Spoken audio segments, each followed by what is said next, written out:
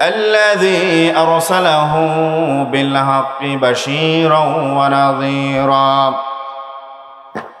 وداعيا إلى الله بإذنه وسراجا وقمرا منيرا فقد قال الله تعالى في كلامه المجيد وفي فرقانه الحميد أعوذ بالله من الشيطان الرجيم بسم الله الرحمن الرحيم الذين ينفقون في السراء والضراء والكاظمين الغيظ والعافين عن الناس والله يحب المحسنين وقال تعالى إن الله وملائكته يصلون على النبي يا أيها الذين آمنوا صلوا عليه وسلموا تسليما اللهم صل على سيدنا مولانا محمد وعلى آل سيدنا شافعينا محمد بلغ العلا بكماله كشف الدجى بجماله حسنت جميع خصاله صلوا عليه وآله أما بعد হাজারো ব্যথা বেদনার পরে ফিরে আসনি তুমি আপন ঘরে দিনের আলো তুমি ছড়িয়ে দিতে চলে গেলে মদিনায় মক্কা ছেড়ে হে রাসূল তোমাকে ভুলি আমি কেমন করে ঠিক কি না হে রাসূল তোমাকে ভুলি আমি কেমন করে খেয়ে না খেয়ে দিন প্রচারের কাজে নিজেকে দিয়েছ বিলিয়ে তায়েফের কাফেরেরা চিনল না এ আলো দুষ্টু ছেলেদের পিছু দিল লেলিয়ে পাথরের আঘাতে ক্ষত বিক্ষত হয়ে সারা শরীর থেকে রক্ত ঝরে হে রাসূল তোমাকে ভুলি আমি কেমন করে হে রাসূল তোমাকে ভুলি আমি কেমন করে ঠিক কি না যেই রাসূল সাল্লাল্লাহু আলাইহি ওয়াসাল্লাম দ্বীনের জন্য এত ত্যাগ স্বীকার করেছেন সেই রাসূলকে আমরা ভুলে যেতে পারি প্রিয় হাজিরিন সমাজ সেবা সামাজিক সংঘের উদ্যোগে গণকবরস্থান প্রতিষ্ঠার লক্ষ্যে আয়োজিত প্রথম বার্ষিক ওয়াজ মাহফিল ও হালকা জিকিরের সম্মানিত সভাপতি জনাব আলহাজ মোহাম্মদ আব্দুল মালিক সরকার সভাপতি 11 নং ওয়ার্ড আওয়ামী লীগ গাজীপুর মহানগর ভাইজানকে চিনেন তো আপনারা আপনাদের উপকার করে তো আমি প্রথম যখন গাজীপুরে আসি ঈদের নামাজ বাঘিয়া ঈদগাহ ময়দানে পড়ানোর জন্য ভাইজানের বাসায় ছিলাম মানুষের চোখে যা দেখে ভালো দেখলে এটা ভালো ঠিক কি না অনেক ভালো পেয়েছি আলহামদুলিল্লাহ ইসলামের জন্য আল্লাহ কবুল করে নিন সকলে বলি আমিন হায়াতে তৈয়বা সিহাতে কুল্লিয়া দান করুন, সকলে বলি আমিন। প্রধান পৃষ্ঠপোষকতায় রয়েছেন জনাব মোহাম্মদ আজহারুল ইসলাম মোল্লা, সহসভাপতি কোনাবাড়ি থানা আওয়ামী লীগ ও প্রতিষ্ঠাতা সাবেক কাউন্সিলর 11 নং ওয়ার্ড গাজীপুর সিটি কর্পোরেশন। চিনেন তো? আল্লাহ রাব্বুল আলামিন ভাইজানকে কবুল করুন, সকলে বলে আমিন। হায়াতে তৈয়বা সিহাতে কুল্লিয়া দান করুন, সকলে বলে আমিন। আজকের মাহফিলে প্রধান অতিথি হিসেবে রয়েছেন জনাব আলহাজ মোহাম্মদ কামরুল আহসান সরকার রাসেল, আহ্বায়ক গাজীপুর মহানগর যুবলীগ। আছেন? আল্লাহ রাব্বুল আলামিন হায়াতে তৈয়বা সিহাতে কুল্লিয়া দান করুন, সকলে বলে আমিন। বিশেষ আলোচক হিসেবে আলোচনা করেছেন মুফতি আরিফ বিন মালেক হাফিজাহুল্লাহ, মুফতি আব্দুল হান্নান হাফিজাহুল্লাহ, মুফতি খন্দকার মুজাম্মিল হক হাফিজাহুল্লাহ এবং মুফতি খান মোহাম্মদ ইব্রাহিম খলিল হাফিজাহুল্লাহ। আল্লাহ রাব্বুল আলামিন সকলের আলোচনাকে আমাদের দিলে অন্তরে গেঁথে দিন, সকলে বলে আমিন। সবাইকে হায়াতে তৈয়বা সিহাতে কুল্লিয়া দান করুন, সকলে বলে আমিন। এবং আজকের মাহফিলে আমার পরে প্রধান মেহমান হিসেবে যিনি আলোচনা পেশ করবেন, তাফসির পেশ করবেন, আন্তর্জাতিক খ্যাতি সম্পন্ন মুফাসসিরে কুরআন, বিশিষ্ট ইসলামী চিন্তাবিদ, হাফেজ কারি মাওলানা আব্দুর রহিম আল মাদানী হাফিজাহুল্লাহ, খতিব, মেরুল বাড্ডা কেন্দ্রীয় জামে মসজিদ, ঢাকা। আপনাদের এলাকার কৃতি সন্তান, ঠিক কিনা? আপনাদের এলাকায় তো তেনার বাড়ি, ঠিক কিনা? তাতে আপনারা খুশি না? খুশি না? আল্লাহ রাব্বুল আলামিন মুহতারামকে হায়াতে তৈয়বা সিহাতে কুল্লিয়া দান করুন, সকলে বলে আমিন।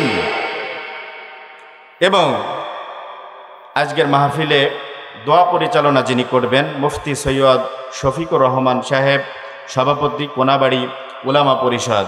আল্লাহ রাব্বুল আলামিন মুহতারামকে হায়াতে তৈয়বা সিহাতে কুল্লিয়া দান করুন, সকলে বলে আমিন।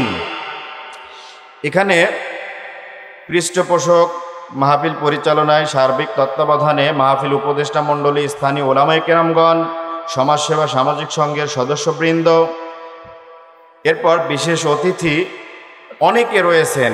সকলের নাম বলতে গেলে আপনাদের ধৈর্যচ্যুতি হতে পারে, ঠিক কিনা? আমি এগুলা স্কিপ করে চলে যাচ্ছি। আমরা অল্প কিছুক্ষণ, দ্য টাইম ইজ শর্ট, অল্প সময়, আমরা অল্প কিছুক্ষণ আলোচনা কোরআন এবং হাদিস থেকে করব। শেষ পর্যন্ত বসে থাকবেন তো ইনশাআল্লাহ? সকলে বলি ইনশাআল্লাহ। আজকের মাহফিলে উপস্থিত, মঞ্চে উপবিষ্ট উলামায়ে কেরাম, তোলাবায়ে ইলম, আমার সামনে উপবিষ্ট দূর দূরান্ত থেকে আগত দিনদার, ইমানদার মুসলমান, প্রাণপ্রিয় তাওহীদি জনতা, পর্দার অন্তরালে অবস্থানরতা, শ্রবণরতা আমার মা এবং বোনেরা, সকলের প্রতি আমার আন্তরিক শুভেচ্ছা, আনুষ্ঠানিক সালাম। আসসালামু আলাইকুম ওয়া রাহমাতুল্লাহ। আপনাদের সালামের জবাব দেখে মনে হচ্ছে কবরস্থান হওয়ার আগে আর একটা কবরস্থান হয়ে আছে, ঠিক না? এটা কি মুর্দা বাজার না জিন্দা বাজার?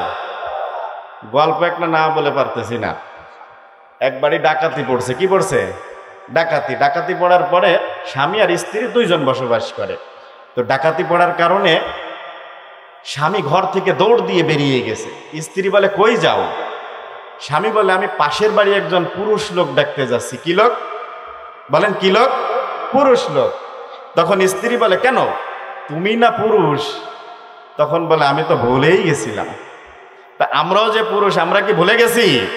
অথচ আমার আপনার নবী বলেন আল মুমিনুল কওয়ি খায়রুম মিনাল মুমিনিদ দাঈফ, একজন দুর্বল ইমানদার মুমিনের চেয়ে একজন শক্তিশালী ইমানদার মুমিন উত্তম, ঠিক কিনা? আমরা দুর্বল মুমিন হতে চাই না, উত্তম মুমিন। শক্তি আছে তো ইনশাআল্লাহ। ইসলামের জন্য যদি শক্তি না খাটাই কোথায় খাটাবো, ঠিক কিনা? আমরা মূল আলোচনা শুরুতে তিনটা তাকবীর দিয়ে আমাদের শরীরটা একটু শক্তি খাটিয়ে আমরা মূল আলোচনার দিকে যেতে চাই। রাগ করবেন? আল্লাহু আকবার যদি বলা হয়, এটা কি শক্তি কমে নাকি বাড়ে? বাড়ে না? আল্লাহু আকবার ধ্বনি দিলে কি আপনারা ভয় পান নাকি? প্রাচ্যের অক্সফোর্ড বলা হয় the university of Dhaka. Dhaka university সবচেয়ে বড় এবং নামকরা ইউনিভার্সিটি। সেখানের একজন প্রফেসর বলেছেন, ইদানিং দেখা যায় আল্লাহু আকবার, সুবহানাল্লাহ, আলহামদুলিল্লাহ, ইন্নালিল্লাহ, আস্তাগফিরুল্লাহ, মাশাআল্লাহ, এগুলা ছেলেরা বা আমাদের সাধারণ জনগণ বেশি বলে নাকি কম? বেশি বলে, ঠিক কিনা? বলেছে এই কথাগুলার ভিতরে জঙ্গি জঙ্গি গন্ধ পাওয়া যায়, নাউজুবিল্লাহ। আমাদের বঙ্গবন্ধু শেখ মুজিবুর রহমান বাংলাদেশের স্থপতি, তিনি কি ইনশাআল্লাহ বলেন নাই? এদেশকে মুক্ত করেই ছাড়ব ইনশাআল্লাহ, ঠিক কিনা? ইনশাআল্লাহর ভিতরে আল্লাহর রহমত বরকত থাকে, ঠিক কিনা? এই জন্য আল্লাহু আকবার আমরা এগুলা বেশি বেশি প্রচার করব। আমি মিশরে 8 বছর যাবত এখনো লেখাপড়া করি।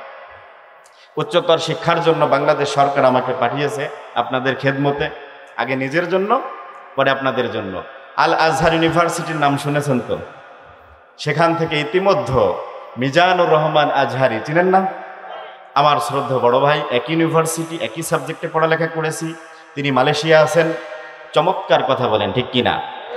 The spreading holy Quran, the spreading Islam, ইসলামের বাণীকে প্রচার এবং প্রসার ঘটানোর জন্য অত্যন্ত চমৎকার ভূমিকা রেখেছেন এই বাংলার জমিনে, ঠিক কিনা? প্রিয় ভাই, আবারও আমাদের মাঝে ফিরে আসুক, কোরআনের বাণী ছড়িয়ে দিক, আলোচনা করুক। আমরা চাই নাকি চাই না? কারা কারা চাই দুহাত তুলে দেখায়। লিল্লাহি তাকবীর, লিল্লাহি তাকবীর।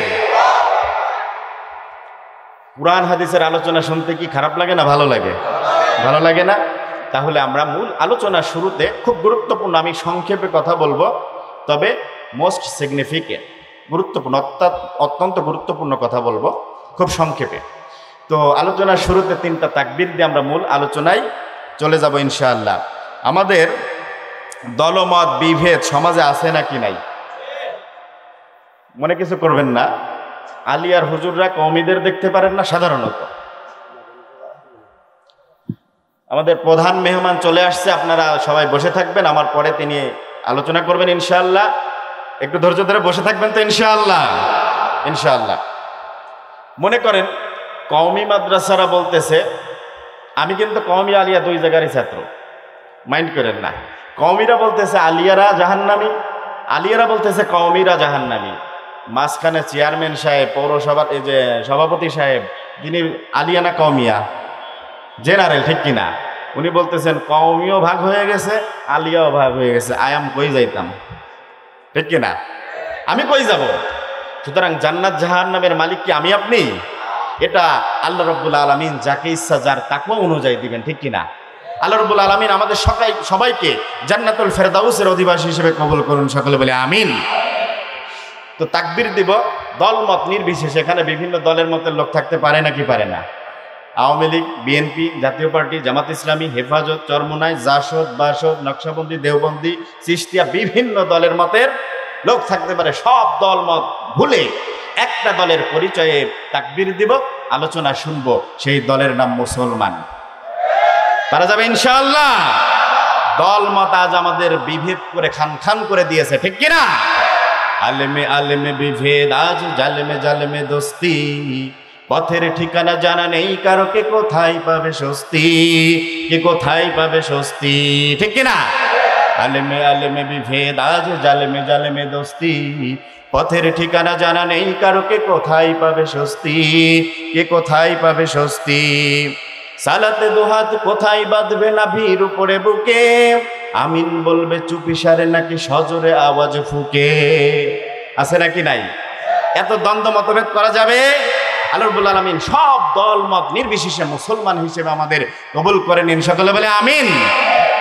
সবাই তাকবীর দেব, তবে এর ভিতরে আমি নিজে ব্যক্তিগতভাবে পার্সোনালি 2টা ভাগ করে নিতে চাই। আচ্ছা, আল্লাহ রাব্বুল আলামিন সকল নবীকে পরীক্ষা করেছেন নাকি করেন নাই?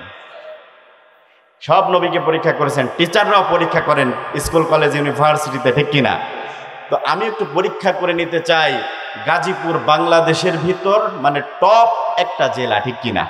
টপ একটা সিটি, অনেক জনপ্রিয় আপনারা, মাশাআল্লাহ। তো এখানে যুবকদের শক্তি বেশি না বৃদ্ধদের? দেখার দরকার আছে নাকি নাই? আছে না? একটু দেখতে চাই আমি। তো আমরা প্রথমে বৃদ্ধ বাবাজি চাচাজি যারা আছেন আপনাদের কাছ থেকে একটু শক্তি যাচাই করতে চাই, মূল আলোচনায় চলে যাব অচিরে ইনশাআল্লাহ। রাগ করতেছেন না তো? পারা যাবে ইনশাআল্লাহ? যুবক ভাইদের হারিয়ে দেওয়া যাবে? যে আমার মুরব্বী বাবাজি এবং চাচাজিরা, লিল্লাহে তাকবীর। সব কি যুবক নাকি? মাশাআল্লাহ, অল্প কিছু লোক তাকবীর দিয়েছে। যুবকরা পারা যাবে ইনশাআল্লাহ? ডোন্ট ওয়ারি, চিন্তার কোনো কারণ নাই। I am also with you. আমিও যুবক, ঠিক কিনা? আমি আপনাদের দলে। পারা যাবে ইনশাআল্লাহ? যুবক ভাইরা হারিয়ে দেওয়া যাবে? লিল্লাহি তাকবীর।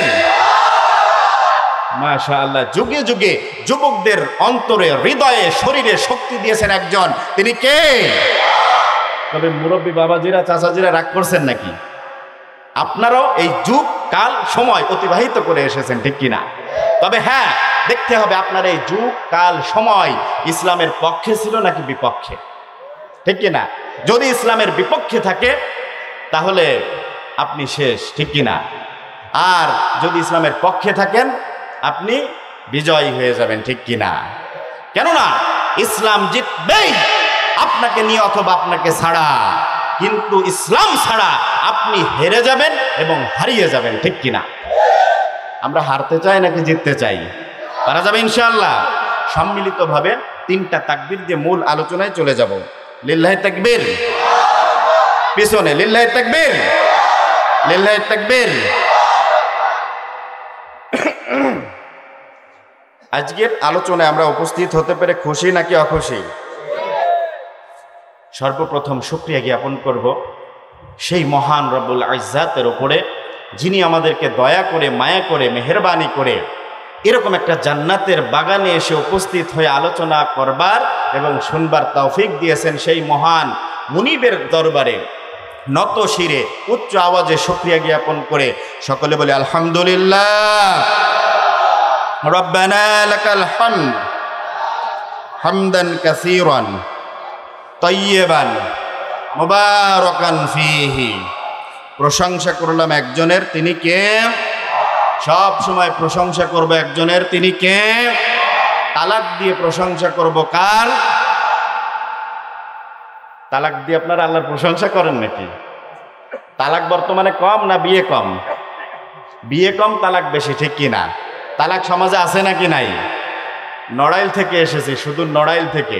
যাত্রাবাড়ি আমরা একটা ইফতা প্রতিষ্ঠান আছে আমাদের, সেখানে তালাকের মাসালা দস্তখত করে রেখে তারপরে এখানে এসেছি। যে তালাক 2-3 বার দিয়েছে, আবার সংসার করতেছে, ঝামেলা আছে নাকি নাই? তালাক দেওয়ার আগে, এই জন্য আমাদের অনেক উলামায়ে কেরাম আছেন কওমি আলিয়া সব লাইনের, যারা বলেন যে যুবকরা বিবাহের আগে তালাকের মাসালা শিখতে হবে, ঠিক কিনা? যাতে করে কোন কথাই স্লিপ অফ টাং, অর্থাৎ মুখ থেকে আমরা এই যে ওয়াজ করি, কথা বলি, আমাদের ভুল বের হতে পারে নাকি পারে না? পারে না। কোন শব্দে অনিচ্ছাকৃত বা রাগের বশত একটা কথা বললাম, তালাক হয়ে গেল, ঠিক কিনা? এই জন্য বর্তমান বিয়ে শাদীর চেয়ে তালাক বেশি। আল্লাহ রাব্বুল আলামিন আমাদের সমাজকে হেফাজত করুন, সকলে বলে আমিন। আল্লাহ রাব্বুল আলামিন বলেন, الذين ينفقون في السراء والضراء والكاظمين الغيظ والعافين عن الناس والله يحب المحسنين। আল্লাহু আকবার। আল্লাহ রাব্বুল আলামিন বলেন, আর যারা সচ্ছল এবং অসচ্ছল উভয় অবস্থায় দান করবে একজনের রাস্তায়, তিনি কে? এরপর রব্বুল আলামিন বলেন, ওয়াল কাযিমিনাল গায়জ, যারা রাগ উঠে যাবে, যারা ক্রোধান্বিত হয়ে যাবে, তাদের রাগকে সংবরণ করবে। 3 নম্বর গুণাবলী রব্বুল আলামিন বলেন, ওয়াল আফিনা আনিন নাস, আর যারা মানুষদেরকে ক্ষমা করে দিবে। ক্ষমা একটি মহৎ গুণ, ঠিক কিনা? মানুষদেরকে যারা ক্ষমা করে দিবে, রব্বুল আলামিন বলেন এই 3টা গুণ যেই সমস্ত মানুষদের ভিতরে থাকবে, আল্লাহ রব্বুল আলামিন তাদেরকে মুহসিন বান্দা হিসেবে কবুল করে নেবেন। সুবহানাল্লাহ। আমরা মুমিন মুহসিন বান্দা হতে চাই নাকি চাই না? ফেরাউন কি মুমিন ছিল নাকি মুহসিন ছিল? কাফের ছিল না? আচ্ছা, ফেরাউন কি ঈমান এনেছিল? ঈমান এনেছিল, এর পক্ষে কেউ আছেন? অসময়ে না, মৃত্যুর সময়, ঠিক কিনা? ফেরাউন কিন্তু বলছে আল্লাহকে, ক্বালা আমানতু, আল্লাহ আমি ঈমান আনলাম। কোন সময়? সাগরের ভিতর হাবুডুবু খাচ্ছিল ওই সময়। আমি মিশরে যেহেতু 8 বছর লেখাপড়া করি, দেখে এসেছি, একটু ফেরাউনের কথা না বললে হক আদায় হবে না, ঠিক কিনা? এবং মিশরের কথা একটু বলাই লাগবে। আচ্ছা, ফেরাউন কয় হাত লম্বা আগে এটা বলেনি। কয় হাত লম্বা জানেন? অনেকে ফোন দিয়ে বলে হুজুর দ্বন্দ্ব লেগে গেছে। আমার বাড়ির পাশের বাজারে কিছুদিন আগে দ্বন্দ্ব লেগে গেছে। মুসলমান বলে যে ফেরাউন 60 হাত লম্বা, আর একজন কয় না 20 হাত। এক হিন্দু ঋষি সে বলতেছে আরে না, তোমরা মুসলমান না, তোমরা মুসলমানই না। বলে কেন? তুমি ঋষি মানুষ, কি কও? কয় যে আমি জানি ফেরাউন 4 হাত 6 ফিট লম্বা। বলে তুমি কেমনে জানো? ইয়াসিন আজহারির ওয়াজে শুনছি। মুসলমান জানে না, ঋষি বলতেছে, হিন্দু। তো যাই হোক, আমি নিজে মেপে দেখেছি যে কাচের, এটা ভুলে যেতে পারে, এই জন্য আগেই বলে রাখতেছি, অনেকের ভিতর জানার আগ্রহ থাকতে পারে। তো একটা কাচের গ্লাস দিয়ে তাকে ঢেকে রাখা, আমার হাতের 4 হাত। কয় হাত? 4 হাত মাত্র। 6 ফিট, অনলি 6 ফিট, 6 ফিট হবে, বেশি না। তবে এর আগে আল্লাহু আলাম, আল্লাহ আসলে ভালো জানে এর চেয়ে বড় ছিল নাকি ছোট ছিল, ঠিক কিনা? আসলে ফেরাউন কয় হাত লম্বা, কেমন মোটা তাজা, সাদা নাকি কালা, এগুলা কি দেখার বিষয়? নাকি ফেরাউন থেকে শিক্ষা নিতে হবে আমাদের, ঠিক কিনা? তো এই ফেরাউন, আরেকটা ভুল তথ্য আমরা জানি, ফেরাউন কি নীল নদে ডুবে মারা গিয়েছে নাকি? না, নীল নদে নয়, লোহিত সাগরে। মিশর এবং সৌদি আরবের মাঝখানে রেড সি, বাহরুল আহমার, লোহিত সাগর বলা হয়। এই লোহিত সাগরে ফেরাউনকে ডুবিয়ে মারা হয়েছে। যুগ যুগান্তর ধরে কিয়ামত পর্যন্ত সাক্ষী হিসেবে রেখে দিয়েছেন একজন, তিনি কে? তাহলে এই মিশর, আজ আমার বাংলার জমিনে আমরা বসে বসে কান্না করতেছি যে ফিলিস্তিন রাষ্ট্র কিন্তু এই মিশরের পাশে।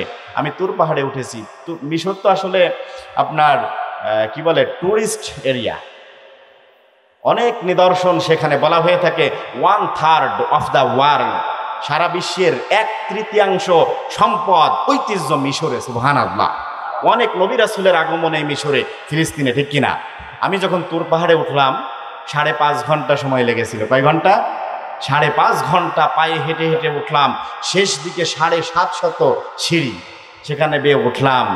এরপরে দেখি ফিলিস্তিন এবং ইসরায়েল দেখা যায় পাশে।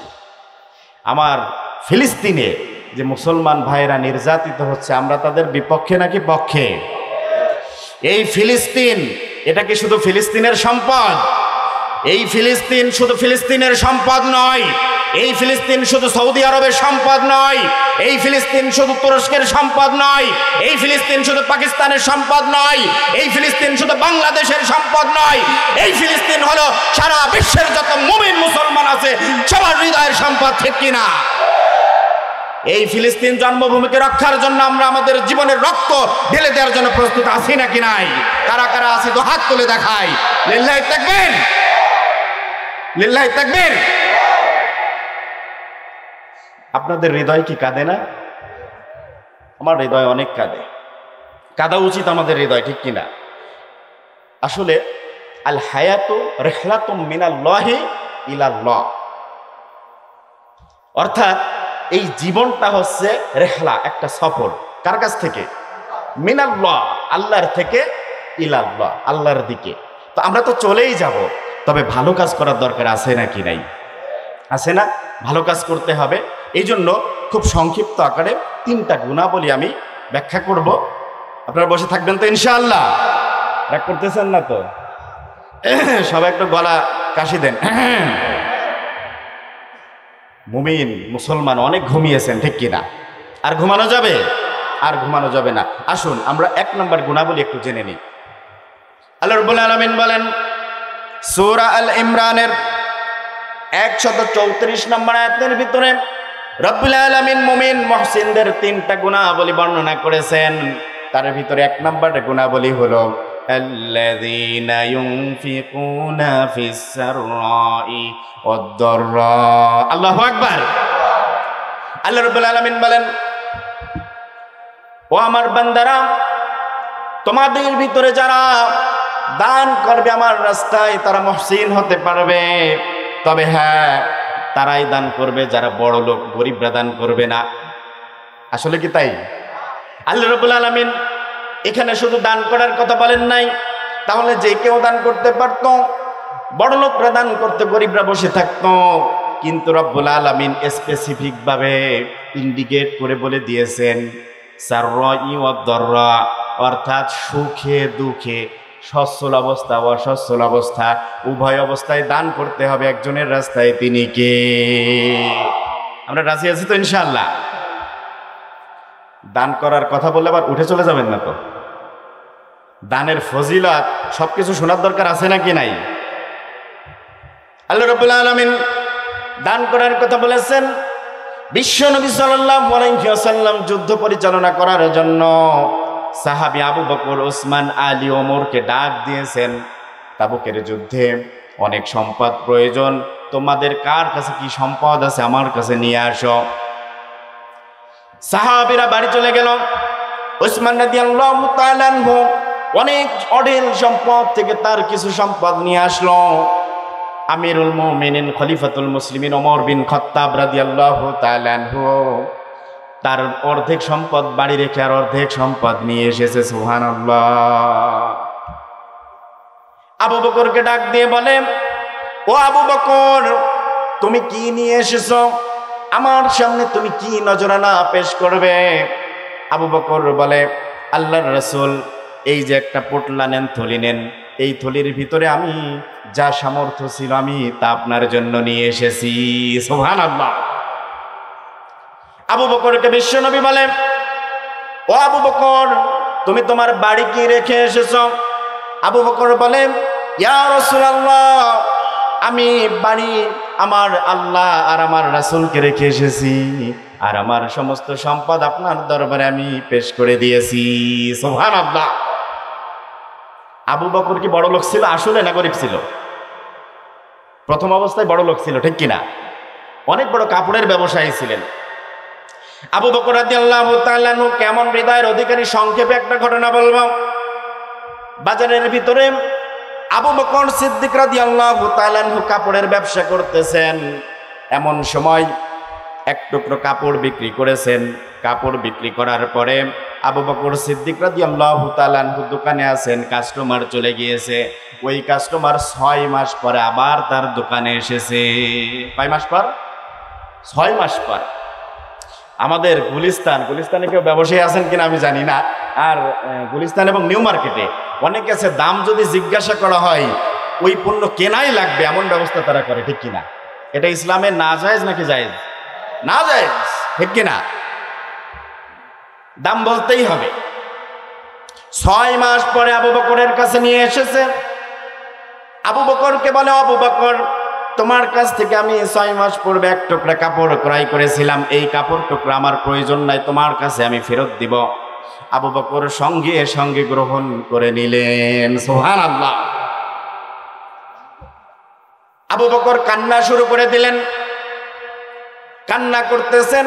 পাশের ব্যবসায়ী ভাইরা বলেন, ও আবু বকর, কান্না করো না। কান্না করো কেন? তোমার ব্যবসায় কি লস হয়ে গেল নাকি? কান্না কেন করো? আবু বকর বলে, ও ভাই, কান্না তো আমি এই জন্য করি না, কান্না আমি করি আমার যে অর্থ সম্পদ কম হয়ে যাবে, বিক্রি করতে পারি না, এই জন্য তো আমি কান্না করি না। কান্না আমি এই জন্য করি, আল্লাহ রাব্বুল আলামিন কুরআনুল কারীমের ভিতরে বলেছেন, ও বান্দা, তুমি যদি অনেক কিছু কামাই করো, তুমি যদি জিহাদ করো, নামাজ পড়ো, রোজা রাখো, অনেক ইবাদত, আমার কাছে যদি তুমি আসো, সঙ্গে সঙ্গে আমি চাইলে তোমার আমল নামা ছুঁড়ে ফেলে দিতে পারি, ঠিক কিনা? আমি কান্না করি এই জন্য আমি এটা বুঝতে পারতাম না কেমনে হতে পারে 6 মাস পরে যদি একজন কাপড় বিক্রেতা আমার কাছে কাপড় ফেরত দিতে পারে, তাহলে অবশ্যই অবশ্যই সারা জীবন ধরে যদি আমি আমল করি, আমি আবু বকরের সব আমল নামা রব আমাকে ফেরত দিয়ে আমাকে জাহান্নামে দিতে পারে, ঠিক কিনা? এই জন্য আমি কান্না করি। আমাদের শিক্ষা নেওয়ার দরকার আছে নাকি নাই? এই জন্য আবু বকর এত ভীত ছিল, বিশ্ব নবীকে সব সময় সাপোর্ট দিয়েছেন। আবু বকর সিদ্দিক রাদিয়াল্লাহু তাআলা আনহুকে বিশ্ব নবী বললেন, ও আবু বকর, মক্কার জমিন আমার জন্য অনুকূল না প্রতিকূল? মক্কার মানুষেরা আমাকে তো ভালোবাসে না, আমাকে তো মেরে ফেলতে চায়, ঠিক কিনা? মক্কার মানুষ বিশ্বনবীকে স্বাগতম জানিয়েছে নাকি পিটানি দিয়েছে? পিটানি দিয়েছে না? মক্কার মানুষেরা এত নির্যাতন করেছে। আবু জেহেল এভাবে করে বিশ্বনবী মক্কার কাবা শরীফ এক প্রান্তে বসে আছে, আবু জেহেল আরেক প্রান্তে বসে আছে। হাজী সাহেবানরা তাওয়াফ করে, মক্কার হাজী সাহেবানদেরকে বলে, মক্কার কাবার অপর প্রান্তে আব্দুল্লাহর বেটা মুহাম্মদ একটা পাগল বসে আছে, তোমরা তার ধারে কাছেও যাবে না। নাউজুবিল্লাহ। আচ্ছা, বিশ্বনবী কি পাগল ছিলেন? আরেকটা বিষয়, পাগল তাকে দেখার আগ্রহ মানুষের কম নাকি বেশি? আর সেই পাগলের কথা যদি স্বয়ং প্রধানমন্ত্রী বলেন, আগ্রহ বাড়বে না কমবে? মক্কার কাফেররা চিন্তা করলো, আহারে কেমন পাগল! মক্কার প্রেসিডেন্ট আবু জেহেল যেই পাগলের কথা বলে, আবু জেহেল যেই পাগলকে নিষেধ করে তোমরা তার ধারে কাছেও যেও না, এই পাগলটাকে দেখার দরকার আছে নাকি নেই? আছে না? মক্কার কাফেররা তারা যখন তাওয়াফ করত, হজ করত, তারা কাবাকে ভালোবাসত। কাবার চারপাশ দিয়ে যখন ঘুরতেছিল, ঘুরতে ঘুরতে বিশ্বনবীকে যখন পেল, বিশ্বনবীর সুন্দর চেহারা দেখার পরে, বিশ্বনবীর মুখ থেকে কোরআনের বাণী মধুর সুর শোনার পরে তাদের বুঝতে বাকি রইল না, এটা সাধারণ কোনো মানুষ নয়, এটা একজনের পক্ষ থেকে প্রেরিত রাসূল। তিনি কে? সুবহানাল্লাহ। মক্কার মানুষেরা আবু জেহেল সহ অনেকে এত নির্যাতন করেছে, এত নিপীড়ন করেছে, বিশ্বনবীকে থাকতে দেয় নাই। আবু বকরকে ডাক দিয়ে বলে, আবু বকর, মক্কার জমিন তো আমার জন্য উর্বর ভূমি নয়, আল্লাহ রাব্বুল আলামিন আমাকে অচিরেই নির্দেশ দিবেন, আমাকে মদিনা হিজরত করতে হবে। সুবহানাল্লাহ। মুসলমানদের জন্য যদি নিজের ভূমি নিরাপদ না হয়, হিজরত করা ফরজ, ঠিক কিনা?